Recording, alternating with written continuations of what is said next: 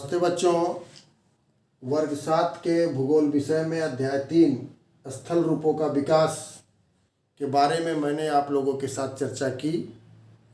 पृथ्वी पर कार्यरत अंतर्जनित और बहिर्जनित बलों के बारे में हमने जाना और इन बलों के कारण जो अपर्दन के कारक हैं उनके कारण पृथ्वी की स्थलाकृतियों में जो विकास होता है उसके बारे में मैंने आप लोगों के साथ चर्चा की। आइए अब पाठ के अंत में दिए गए अभ्यास के कुछ प्रश्नों के साथ हम यहाँ पर उपस्थित हैं और इन अभ्यास के प्रश्नों और उसके उत्तरों के बारे में हम आपके साथ चर्चा करेंगे। तो आइए शुरू करते हैं। सबसे पहले ये प्रश्न संख्या 3 हमने लिख कर रखा है। इसमें निम्नलिखित स्तंभों को मिलाकर सही जोड़े बनाइए। एक तरफ कुछ शब्द दिए गए हैं और दूसरे स्तंभ में भी कुछ शब्द दिए गए हैं। इन शब्दों को इस स्तंभ के सही शब्द के साथ मिलान करना है। तो इसमें देखिए, आपको पहले स्तंभ में कुछ स्थलाकृतियों के नाम दिए गए हैं और दूसरे स्तंभ में कुछ कारकों के नाम दिए गए हैं। तो किस कारक के द्वारा कौन सी स्थलाकृति बनती है उसको हम लोग को मिलान करना है। तो सबसे पहले हम लोग देखते हैं जलप्रपात। तो जलप्रपात जैसा कि हमने आपको बतलाया है, जलप्रपात नदियों के द्वारा बनता है। नदियों की युवावस्था में जलप्रपात का निर्माण होता है, इसलिए जलप्रपात का मिलान हम नदी से करेंगे। बलुआ टिब्बा, बलुआ टिब्बा जो है वो पवन के द्वारा निर्मित एक स्थलाकृति है जो रेगिस्तानी इलाकों में बनती है, इसलिए बलुआ टिब्बा का मिलान हम लोग पवन के साथ करेंगे। हिमोड़, हिमोड़ जो है वो हिम नदी के द्वारा लाए गए छोटे छोटे चट्टानों के टुकड़े को कहते हैं, इसलिए हिमोड़ का मिलान हम लोग हिम नदी के साथ करेंगे। लैगून, लैगून मैंने आप लोग को बतलाया था कि समुद्री तरंगों के द्वारा निर्मित एक आकृति है जो खारे पानी की झील भी कही जाती है, इसलिए लैगून का मिलान हम लोग समुद्री तरंग से करेंगे। और अंत में जो बच गया और इधर जो बच गया वो तो मिलान होगा ही, लेकिन फिर भी अधिकेंद्र जो है जहाँ से भूकंप की शुरुआत होती है उसको हम लोग अधिकेंद्र कहते हैं, इसलिए अधिकेंद्र जो है उसको भूकंप से मिलान करेंगे। उसके बाद यहाँ पर हम लोग आंसर इसका लिखेंगे।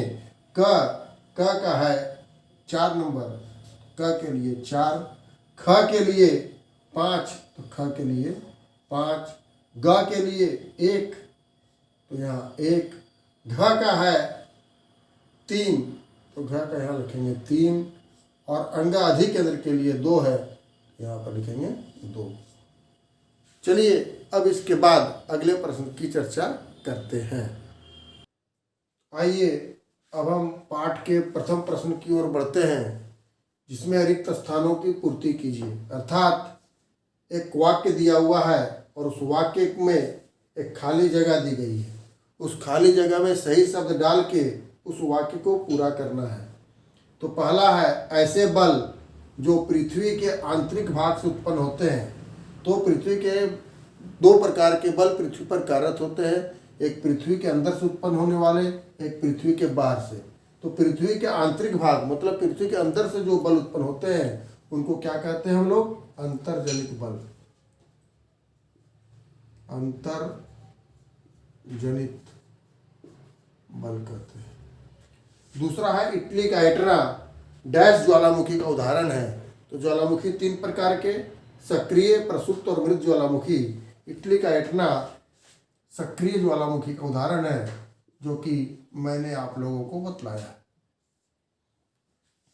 तीसरा, धरातल के नीचे का वह स्थान जहाँ भूकंप की शुरुआत होती है।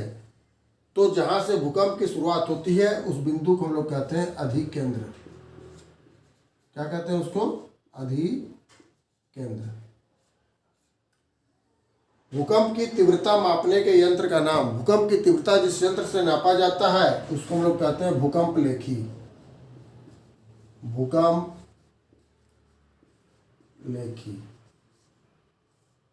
ठीक है।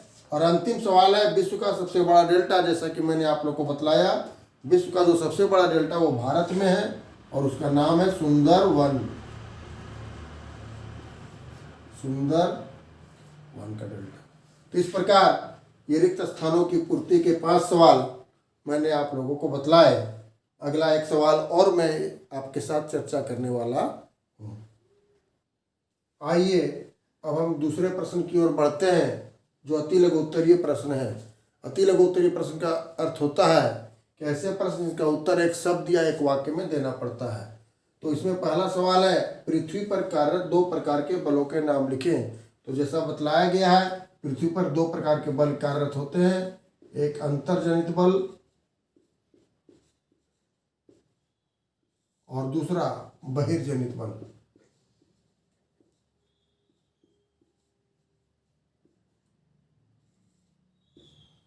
दूसरा सवाल है, मशरूम चट्टानें कहाँ पाई जाती है। मशरूम चट्टानें पवन के द्वारा निर्मित एक स्थलाकृति है और पवन का कार्य रेगिस्तानी इलाकों में, मरुस्थलीय इलाकों में होता है, इसलिए मशरूम चट्टानें भी मरुस्थल में ही पाई जाएंगी। इसका उत्तर होगा मरुस्थल। गोखुर झील का निर्माण किस कारक के द्वारा होता है। बतलाया है मैंने आपको कि गोखुर झील का निर्माण नदियों के द्वारा उसकी प्रौढ़ावस्था में होता है, इसलिए गोखुर झील का निर्माण हम लोग लिखेंगे नदी के द्वारा होता है। भूकंप की तरंगें कितने प्रकार की होती है, ये मालूम है। भूकंप की तरंगें 3 प्रकार की होती है। 5वां प्रश्न है, अपरदन के मुख्य कारकों के नाम लिखे। तो मैंने आप लोगों के साथ अपरदन के 4 मुख्य कारकों की चर्चा की थी। उन चारों कारकों के नाम यहाँ पे लिखने हैं। तो पहला है नदी, दूसरा है हिम नदी, तीसरा है पवन और चौथा है समुद्री तरंग। समुद्री तरंग। तो बच्चों, इस प्रकार से मैंने इस पाठ के कुछ प्रमुख सवालों और उसके उत्तरों के बारे में आपके साथ चर्चा की। अब हम लोग अगले वीडियो में एक अगले अध्याय की चर्चा के साथ आपके साथ फिर पुनः उपस्थित होंगे और इस पाठ के जो बाकी प्रश्न हैं उसको आप स्वयं से हल करने का प्रयास कीजिए। यदि आपको कोई परेशानी हो तो अपने विद्यालय के शिक्षकों की मदद इसमें लीजिए। धन्यवाद।